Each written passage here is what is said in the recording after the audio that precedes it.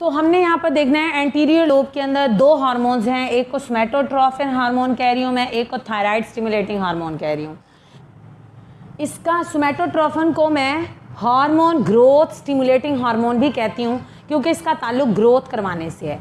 ये क्या करता है कि ये प्रोटीन की एनाबोलिज्म कराता है। आपको पता है प्रोटीन का काम क्या है कि ये आपकी बॉडी का स्ट्रक्चर डेवलपमेंट में हेल्प करती है। तो ये प्रोटीन एनाबोलिज्म करवाता है, यानी प्रोटीन बनवाता है। अमाइनो एसिड तो पड़े होते हैं आपकी बॉडी में, उनको मिला के प्रोटीन बनवाने के ऑर्डर जारी करवाता है ताकि ग्रोथ में पार्टिसिपेट कर सके आपकी बॉडी। सोमैटोट्रोफिन हार्मोन अगर कम या ज़्यादा होता है तो उसकी वजह से दो कंडीशंस डेवलप हो जाती हैं। अगर सोमैटोट्रोफिन हार्मोन ज़्यादा रिलीज हो जाए चिल्ड्रन में, बच्चों के अंदर अगर सोमैटोट्रोफिन हार्मोन ज़्यादा रिलीज हो जाए, जब बच्चा छोटा होता है यानी बालिग नहीं हुआ होता, यानी 13, 14, 12 इतने सालों का होता है, तो अगर उसके अंदर हाइपर का मतलब होता है नॉर्मल से ज़्यादा सोमैटोट्रोफिन रिलीज हो गया है, तो उस बच्चे को एक डिजीज़ हो जाएगी जिसे कहेंगे जाइजेंटिज्म। ये वो बच्चे होते हैं जो नॉर्मल नहीं होते, काफ़ी बड़े होते हैं। जैसे आपने BBC पे एक प्रोग्राम लगा था, जो मुझे याद है, आई थिंक उसका नेम था giant children of the world.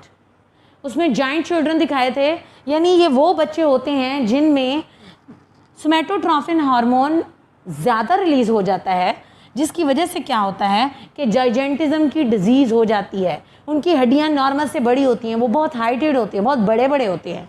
लेकिन अगर ये अडल्ट्स के अंदर, यानी एक बंदा अडल्ट हो चुका है, बालिग हो चुका है, उसके बाद इसकी अमाउंट ज़्यादा रिलीज़ हो जाती है तो उससे एक डिजीज़ डेवलप हो जाती है। This is called acromegaly.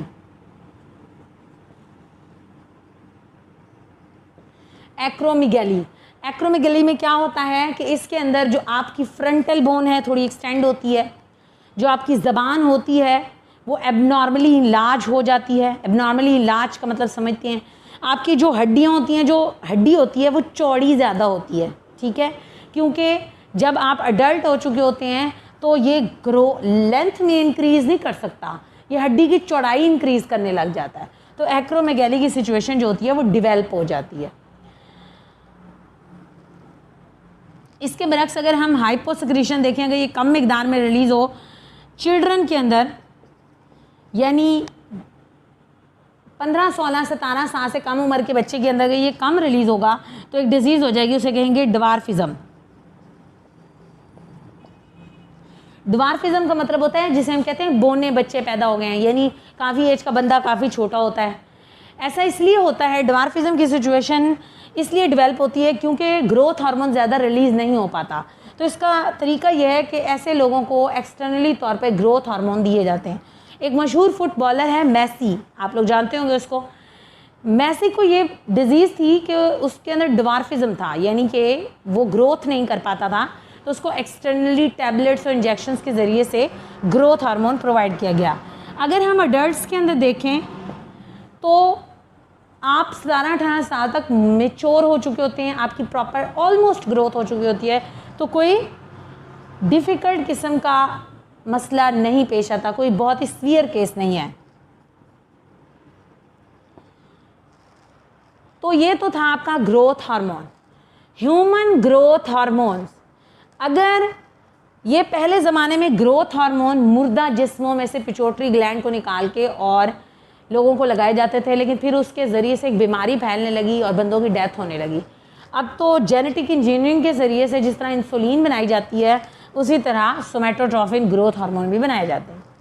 अगर इनकी सिक्रीशन ज़्यादा हो जाए तो ये बहुत ही डिफ़िकल्ट होता है। इसका तरीका ये होता है कि फिर किसी तरीके से इन ग्लैंड्स को ऑपरेट करके या सर्जरी करके आपकी बॉडी में से कम किया जाता है। दूसरा हार्मोन जो यहाँ पर रिलीज़ होता है, दैट इज़, इसका नाम क्या है? इसका नाम है thyroid stimulating hormone.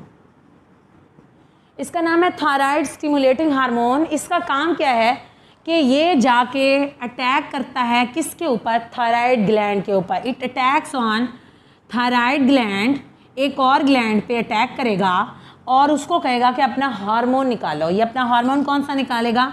Thyroxine, thyroxine निकालेगा और थायरॉक्सिन फिर क्या करेगा, बेसल मेटाबॉलिक रेट के ऊपर अटैक करेगा। यानी कि मैंने अभी आपको बताया था कि पिट्यूटरी ग्लैंड का जो इंटीरियर लूब है वो मास्टर लूब है, क्योंकि इसके अंदर ट्रॉपिक हार्मोन्स भी पैदा होते हैं जो कि जाके बाकी ग्लैंड्स के ऊपर असरअंदाज होते हैं। उन्हें कहते हैं कि भाई अपना हार्मोन निकालो। थायराइड स्टिमुलेटिंग हार्मोन एक ट्रॉपिक हार्मोन है। इसे कौन पैदा कर रहा है, इसे इंटीरियर लूब पैदा कर रहा है और ये यहाँ से जाता है एक और ग्लैंड के पास, उसकी कुंडी खटखटाता है, उसको कहता है भाई अपना हार्मोन रिलीज़ करो। तो वो अपना हार्मोन रिलीज़ करता है। उस हार्मोन का काम क्या है, बेसल मेटाबॉलिक रेट बढ़ाता है।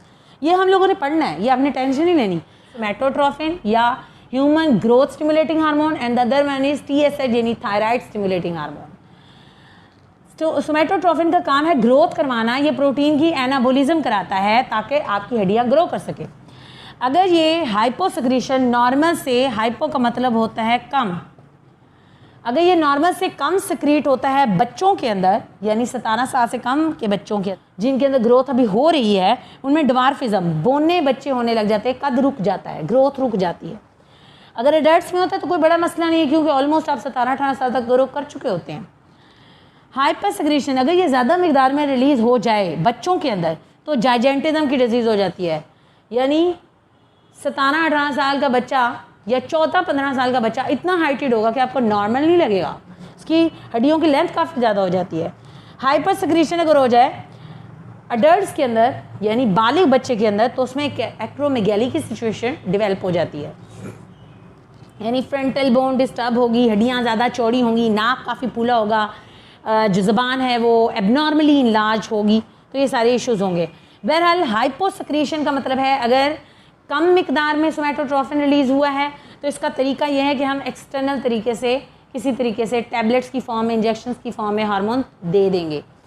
अगर ये ज़्यादा है तो ये थोड़ी सी डेंजरस सिचुएशन है। इसमें क्या किया जाता है कि इसमें सर्जरी की जाती है। पोस्टीरियर लूब के अंदर हार्मोन्स बनते नहीं हैं। मैंने अभी थोड़ी देर पहले बताया था कि हाइपोथैलेमस 2 हार्मोन्स बना के भेजता है, ऑक्सीटोसिन और एंटी डायूरेटिक हार्मोन, और ये जाता है पोस्टीरियर लूब में जाकर स्टोर हो जाता है। जब ज़रूरत पेश आती है तो ये रिलीज़ होता है, फिर ये अपनी एक्टिविटी कराता है। एंटी डायूरेटिक हार्मोन का क्या काम है? एंटी डायूरेटिक हार्मोन का काम क्या है कि ये वाटर रीअब्जॉर्प्शन कराता है, पानी की रीअब्जॉर्प्शन करवाता है। अब पानी कहाँ से रीअब्जॉर्ब कराता है? नेफ्रॉन्स में से। कहाँ से? नेफ्रॉन्स में से। नेफ्रॉन्स कहाँ पे होते हैं? आपके किडनीज के अंदर, आपके किडनीज के अंदर पिरामिड लाइक स्ट्रक्चर के अंदर नेफ्रॉन मौजूद होता है, जो कि यूनिट होता है किडनी का, और ये ब्लड को प्यूरिफाई करता है। ठीक है, नेफ्रॉन क्या करते थे कि ये सॉल्ट्स और वाटर को जो ज़ाया होने वाला था यूरिन की फॉर्म में, उसमें से रीअब्जॉर्ब करवाता था। तो वेजोप्रेसिन हार्मोन का क्या काम है? वेजोप्रेसिन हार्मोन का काम क्या है कि जितना हार्मोन ये ज़्यादा रिलीज़ होगा उतना बॉडी के अंदर ज़्यादा पानी एब्जॉर्ब होगा, उतना यूरिन फॉर्मेशन कम होगी। समझ रहे हैं? इसका काम क्या है? वाटर की रीअब्जॉर्प्शन कराना। जितना हार्मोन ज़्यादा रिलीज़ होगा उतना ये ज़्यादा होगा। अब 2 कंडीशंस हैं।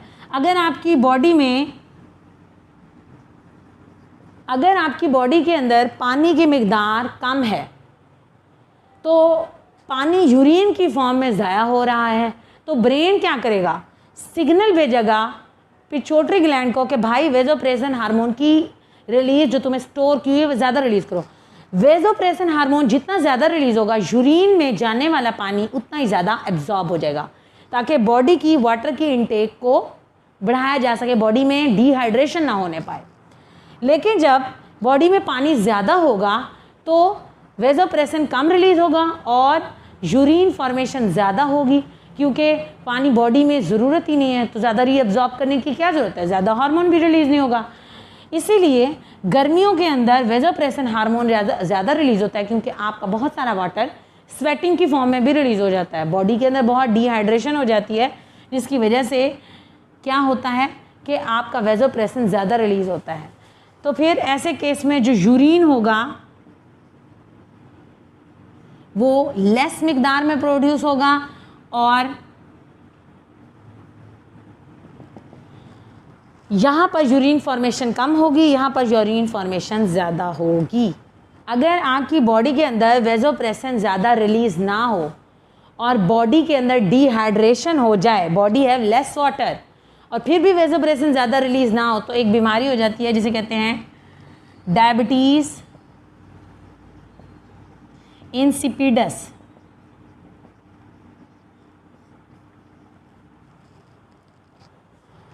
हाँ जी, पोस्टीरियर लोब अपना हार्मोन नहीं बनाती, जबकि हाइपोथैलेमस इसको हार्मोन्स बना के देता है, ऑक्सीटोसिन और एडीएच, या एडीएच का दूसरा नाम वेजोप्रेसिन हार्मोन भी है, एडीएच का कंप्लीट नाम एंटी डायूरेटिक हार्मोन है। ये दोनों हार्मोन्स कौन बनाता है? ये हाइपोथैलेमस बनाता है और स्टोर हो जाते हैं पोस्टीरियर लोब में, और जब कोई फंक्शन होना होता है तो ये रिलीज़ कर दिए जाते हैं।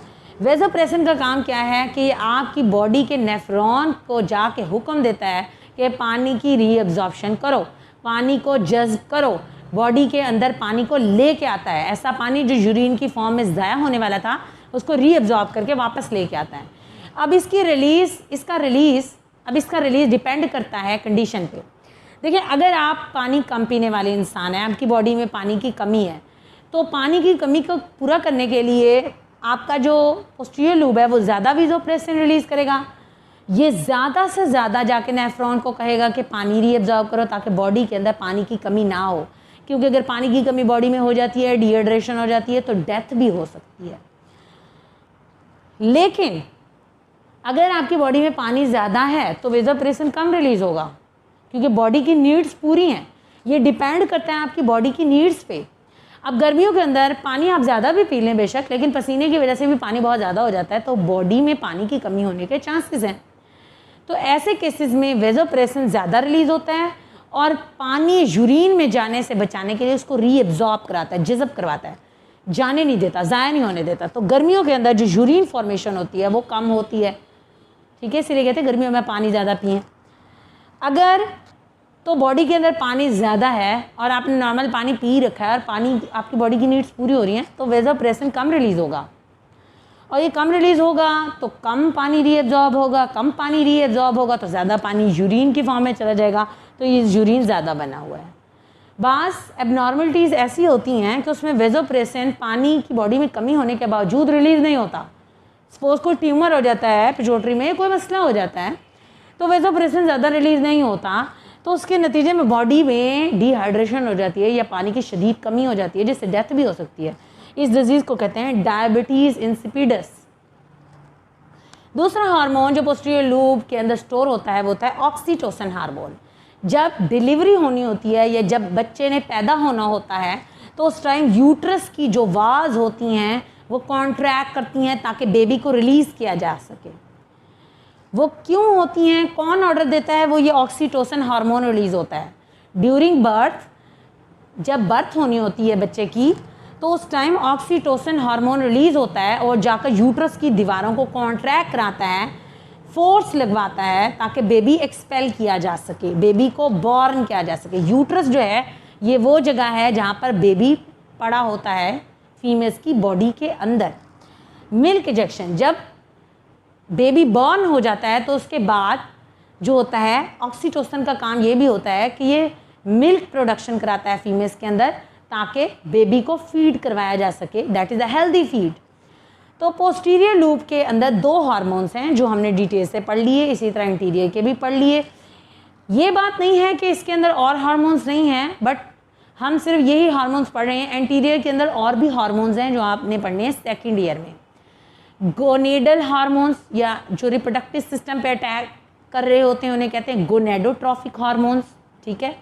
एक और हार्मोन होता है ACTH, एड्रीनल कॉर्टिकोट्रॉफिक हार्मोन, जो जाके एड्रीनल ग्लैंड्स पे अटैक करता है। वो दोनों हार्मोन्स आपने सेकेंड ईयर में पढ़ने हैं। आपके लेवल पर इतना ही है तो इतना ही चलेगा, ठीक है। तो मीडियन लूब हमने इसलिए नहीं पढ़ा बिकॉज वो मर्ज फॉर्म में है और आपके चैप्टर में इतना नहीं है, तो फिर ठीक है।